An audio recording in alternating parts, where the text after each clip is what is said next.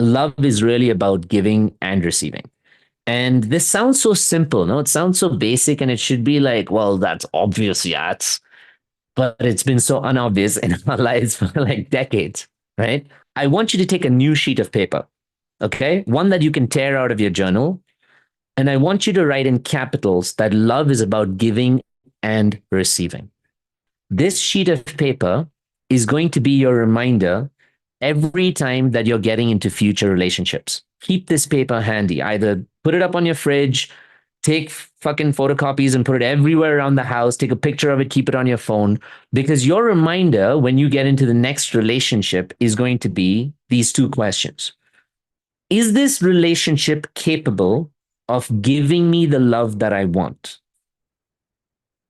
That's going to be a huge question for you when you get into this relationship. And the second question is this relationship going to allow me to give love in a healthy manner?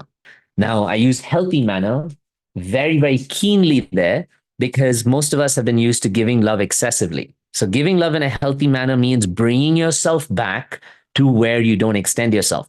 Simple, small example is as I talked about the no sex rule yesterday, right? Where for the first few dates on a relationship, maybe even for a first week, or even you can decide how many of the days, you don't just jump into sharing your body with somebody else for whatever reason. You can think about relationship wise, spiritual, whatever, it doesn't matter to me. But you don't just jump into there to abandon yourself and give all of yourself to somebody else. You wait.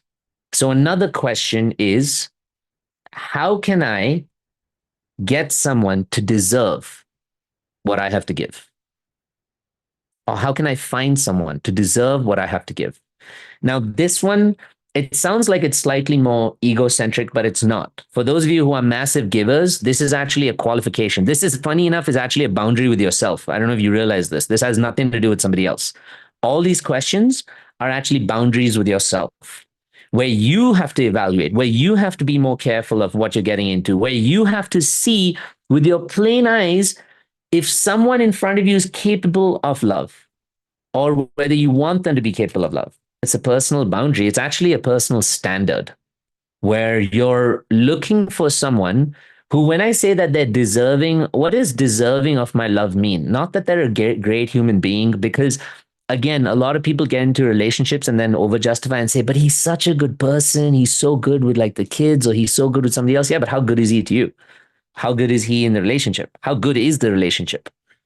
And so when you step that aside and say, okay, so what is it about someone who's deserving of, like, the love I have to give? They know how to value it. They know how to receive it, and they know how to share it. Both of those things.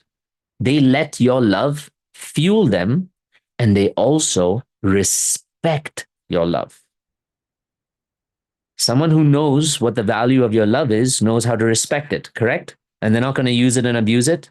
Doesn't that make sense? They're not going to ignore it. They're not going to make you feel small. They're not going to call you too much. They're not going to call you needy.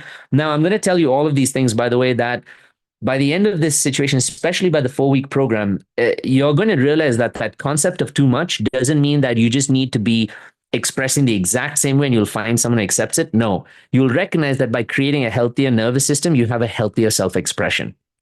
Does that make sense to you?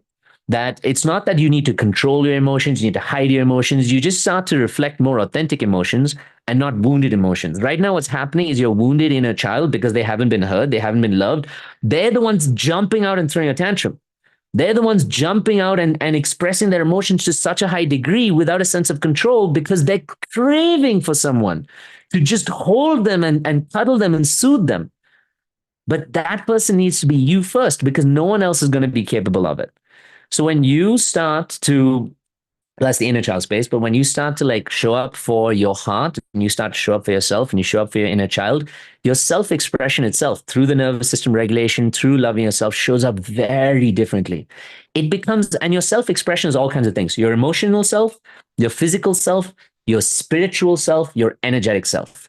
Your emotional self, you start to show up very differently in terms of how you want to hold on to a relationship, how you want someone to love you, how you ask for things, how you comment when you don't get things. This is a huge one. When someone doesn't, like, let's say someone's not available in that moment to respond to you or to cuddle you or to do anything, you don't get moody. You don't throw it off the bat and like blame or shame them. You don't get judgmental. You don't create a trigger. You express it as a need that is not being fulfilled with kindness.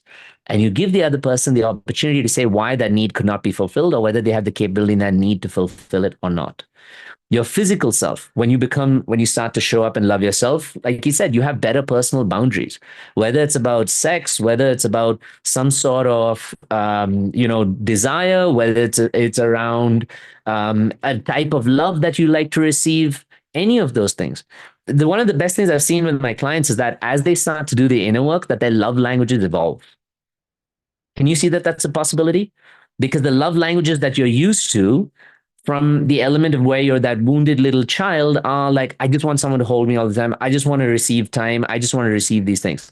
Whereas when you start showing up for yourself with those things, you realize, wow, that's really interesting. I actually don't need someone's time as much. Maybe I need their intentionality. Maybe I need quality. Maybe I need a different type of contact than I needed before. Maybe I need a different type of security that I need before because now I feel more secure inside. So I don't need them to give me all of those things. So as you start to do the healing, your heart also evolves.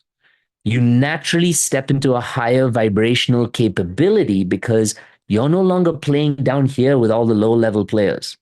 You've now grown, and your capability of understanding your needs, your capability of showing up for yourself, your capability of what you want, that becomes a huge piece of where you go into. I've created this beautiful 4-week program for you, and it's called specifically From Chasing to Attracting Love, a self-love blueprint. Now, what's in this is a powerful 4-week journey that you can do at your own pace, that you can do on your own. And, whenever you choose and feel like, you have a workbook to practice and take you through different journaling. But if you sign up right now, you not just get this amazing like workbook that you can practice as you go, you also get 1 month of free live access in my community where you can actually practice the work live with the community, get the support and everything that you need in there. That doesn't really happen very often with online programs. So you can study this on your own time and then you can come to the live group for 1 month. So go through this page, click on the link to sign up at the bottom.